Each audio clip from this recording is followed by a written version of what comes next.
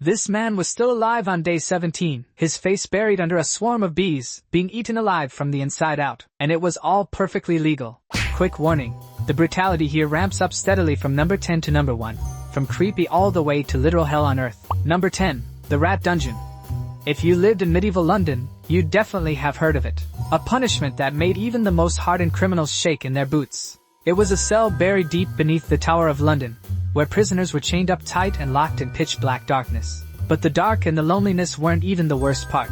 This cell connected to a nearby river, and it sat just below the waterline. When the water rose, the rats living along the riverbank got flushed out of their nests and had to swim downstream. And then a horde of starving, vicious rats came pouring into the cell, face to face with the prisoner, and the poor guy couldn't see a thing.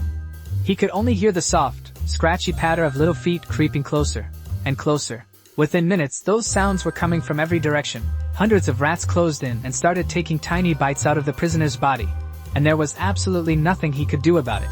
He might fight the rats off for a few hours, then pass out from exhaustion. And while he was out cold, the rats just kept on nibbling away at his flesh. When he came to, he'd find his body covered in hundreds of bite marks. But it didn't end there. Prisoners were left down here for days, sometimes weeks, depending on how serious their crime was. Toward the end of the Middle Ages, this punishment went completely off the rails. It turned into a form of execution where they just toss a prisoner into the pit and straight up forget he ever existed. Number 9, the rack. This thing that looks like a big ladder was actually a notorious torture device used all over history. It was originally designed to squeeze confessions out of criminals, slaves, and prisoners of war.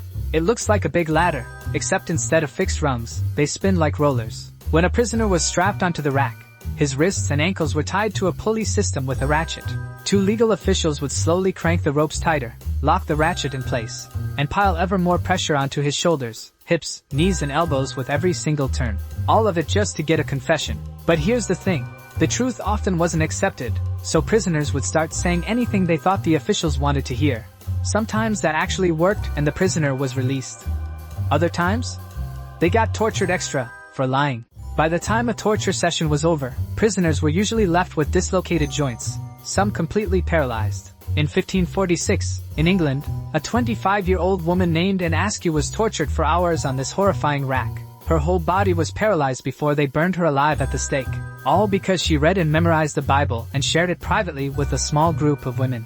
She absolutely refused to give up their names, no matter how hard they tortured her. Number 8, keelhauling. This brutal punishment was reserved for sailors who stole or got violent at sea. They'd tie one end of a rope to the sailor's hands, loop it all the way around the hull of the ship, and tie the other end to his feet. Then he got thrown into the sea while a crew on deck hauled the rope, dragging him around the hull, right across the razor-sharp bottom of the ship. Though honestly, most sailors never had to worry about the ship's bottom. They'd already checked out from drowning or a snapped neck long before they got dragged that deep. That part depended entirely on how enthusiastic the rope-pulling crew was feeling that day. If he somehow survived one full lap around the ship, there were 3 ways things could go for our unlucky sailor. 1, they drag you around for another lap, and you're done. 2, they haul you back on deck and dump you in a corner with your infected wounds, waiting for the Grim Reaper to swing by. Or 3, you survive, go home covered in scars from head to toe, and get roasted by everyone for the rest of your life. Number 7, death by elephant. Hell is officially open for business. From here on, we're getting into punishments where your odds of survival are basically zero. Between roughly the 15th and 19th centuries in India, all you had to do was forget your taxes, steal an apple at the market, or jaywalk, and you could be handed over to an elephant to get flattened. The most horrifying case was when the 4th Mughal Emperor of India ordered criminals crushed en masse in a single day, purely because he was bored and wanted some entertainment. There were a few different variations of how this was carried out. The gentlest one, tie the prisoner's hands behind his back, rest his head on a pedestal, and let the elephant pop his head like a grape. The second method was crueler. The victim lay face up while the elephant walked over his body. Total coin flip. Half the time it only crushed a leg or an arm, so they had to do it again and again until you were finished. The last method, the most horrific one, elephants specially trained to crush one limb at a time, slowly, then run you through with a tusk before finishing you off with a blow to the head or chest. This was the kind of show that guys like the Mughal Emperor loved most. Everyone watching was horrified, except him. Number 6, impalement. This is easily one of the most revolting, merciless punishments ever used across several countries in history. Most recently in 17th century Egypt. It was typically reserved for highway robbers, grave thieves, or anyone plotting rebellion. First, the prisoner was laid face down, hands tied behind his back, and his rear end was opened up with a razor blade, then immediately smeared with ointment to stop the bleeding. Then they took a wooden stake as thick as your arm, with one tapered sharp end, and lined it up, you know where. Then came the hammer, driving the stake deeper and deeper. And yes, of course, the stake was greased. Wouldn't want the process to be anything less than smooth. They kept hammering until the stake came out through the shoulder, the head, or the mouth, at which point the prisoner was pretty much done for. The body was then propped up along busy roads like some kind of Halloween decoration, a warning about the consequences of breaking the law. But there was an even more barbaric version of this punishment. Sometimes the stake was driven in just far enough to keep the person alive. The prisoner was left by the roadside in agony for hours, begging passers-by for help, until they finally gave in to their wounds. And honestly, death was the mercy. Number 5. The death sack. This punishment was reserved specifically for people who murdered their parents or relatives. It showed up in Rome in the 2nd century, and later in 18th century Germany. The killer was sealed inside a thick leather sack together with a dog, a rooster, a venomous snake, and a monkey. Once everyone was stuffed inside, the sack was sewn shut into an almost airtight seal and hurled into the sea. You think that's horrifying enough? Not even close. Because afterwards these criminals were fished back out and given a choice. Either go back to scuba diving in the sack, or head to the arena to star in a live show of being torn apart by beasts, right in front of your family and friends. Number 4. Rat torture. This is one of the sickest punishments in human history involving rats. There were 2 versions. The first one, in 1568, during the 80 Years' War, the Dutch commander Diederik Sonoy was fond of using this method on prisoners. He'd place a rat inside an earthenware bowl, flip it upside down onto the prisoner's stomach, chest, face, or nether regions, then heat the bottom of the bowl with a torch or hot coals. The rat inside panicked and tried to escape the heat by digging into the human body. It gnawed through everything in its path looking for an exit, and in the end, the rat survived. The prisoner did not. The second version was even worse, used under the dictator Augusto Pinochet in Chile, from 1976 to 1983. They'd insert a tube into the prisoner's rear end and release a rat inside to burrow around. And here's the truly sick part. These freaks made the victims answer interrogation questions while enduring that indescribable pain. Nobody knows exactly how many people died from this punishment, but an awful lot of people disappeared under the dictator Augusto Pinochet's regime. Number 3. The Gibbet. After the Murder Act of 1752 in England, all convicted murderers were executed and then either publicly dissected or hung up in a cage. More than 134 people are confirmed to have met this fate, and the hanging cage was the crowd favorite. The condemned were locked into a steel cage designed to hug the body so tightly they couldn't move at all, hung 30 feet up, that's about 9 meters, in public places like roads or waterfronts, so as many passers-by as possible could witness the horror. And here's the twist. This was supposedly a punishment for the prisoner, but the people actually being tortured were the locals living nearby. Imagine the inconvenience.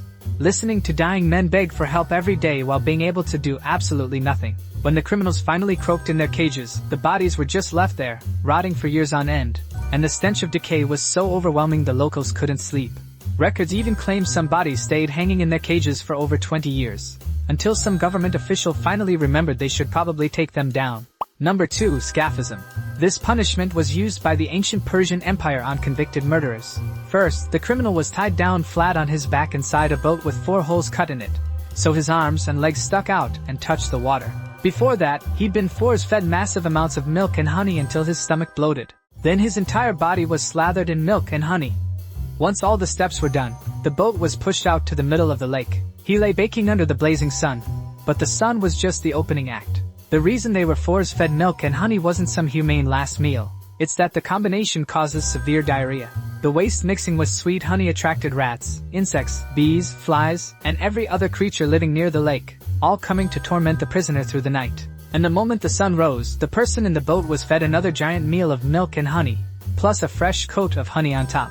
They did this every single day, to stretch the punishment out as long as possible. Records describe rats repeatedly trying to burrow into the body through the rear end, presumably prepping their next meal. The chronicler Jonas Zilnaras wrote in detail about one case, calling this one of the most horrific and cruel punishments ever, because it dragged on forever, with seemingly no end. He wrote about one man who survived 17 days before dying, his face completely blanketed in bees, his flesh rotting and crawling with maggots, his body swimming in his own waste. Number 1. The Oubliette. French for to forget. A punishment used all over history, including the Tower of London, which had a tiny cramped chamber called Little Ease. Not only was it pitch black, the room was so small the prisoner couldn't sit, couldn't stand, couldn't lie down comfortably, and they were left in that miserable position for days on end, forgotten. Exactly like the name says, they just sat there waiting for death, which usually arrived within days, from dehydration or starvation. And that's the happy ending scenario, because in reality, there was usually already a rotting corpse in the room to keep the new prisoner company. A friendly daily reminder of exactly where things were headed. And that wasn't the only companion either. These underground dungeons were crawling with rats. Rats that had developed a taste for human flesh. Oubliettes existed in castles all across Europe, and recently, people have discovered these dungeons holding dozens, even hundreds of skeletons. Proof that they were almost never cleaned out. There are plenty of stories of people locked in those dungeons for years on end, given a few crumbs of food and a few small sips of water each day, just enough to keep them alive, feeling the torture for as long as possible. Sometimes these rooms sat above ground, so the prisoner could hear the voices and laughter of people outside, the very thing they'd never get to do again for the rest of their lives. And that's a wrap. Did I miss any horrifying punishments you know about? Drop them in the comments. And subscribe with the bell on so you don't miss the next video. Yeah!